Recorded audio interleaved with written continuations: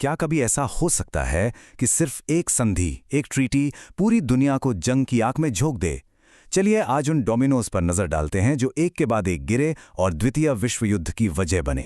तो इस गुत्थी को सुलझाने की कोशिश करते हैं और इसकी शुरुआत होती है पहले विश्व युद्ध के खत्म होने से, एक ऐसे सवाल से जो आज भी इतिहास के पन्नों में गूंजता है। दूसरे विश्व युद्ध की जड़ें असल में उस संधि में छिपी हैं जिसने पहले विश्व युद्ध को खत्म किया था। आइए देखते हैं आखिर कैसे। ये सिर्फ एक कागजी समझौता नहीं था।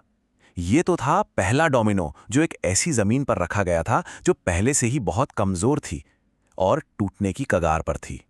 देखिए, इन शर्तों का मकसद तो जर्मनी को सजा देना था, लेकिन इसने वहां के लोगों में गुस्से, अपमान और एक जबरदस्त आर्थिक तंगी के बीज बो दिए, और आगे चलकर इन्हीं बीजों से एक बहुत ही भयानक फसल तैयार हुई। और इसी नफरत और गुस्से की आग से एक नई और बहुत ही खतरनाक ताकत पैदा हुई।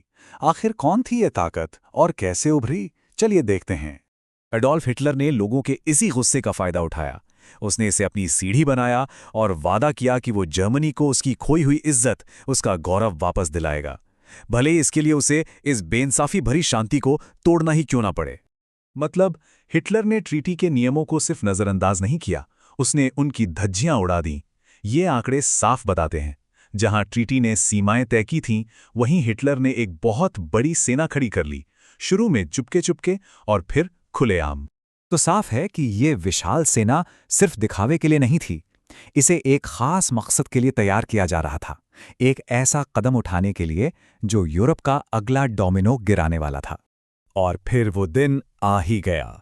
1 सितंबर 1939 जर्मनी ने पोलैंड पर हमला कर दिया और इसी के साथ यूरोप में सेकेंड वर्ल्ड वॉर का बिगुल बज गया।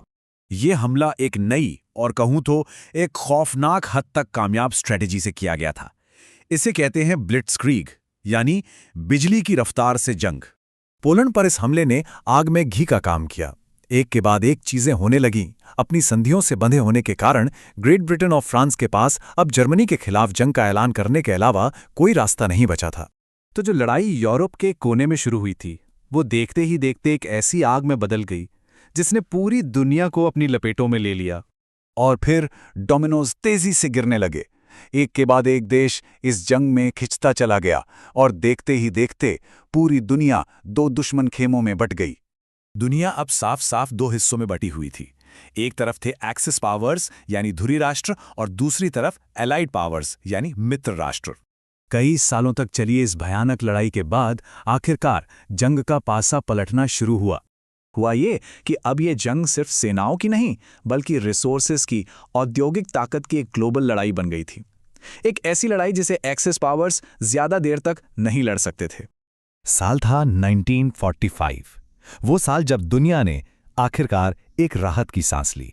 यूरोप से लेकर पैसिफिक तक जंग खत्म हो चुकी थी।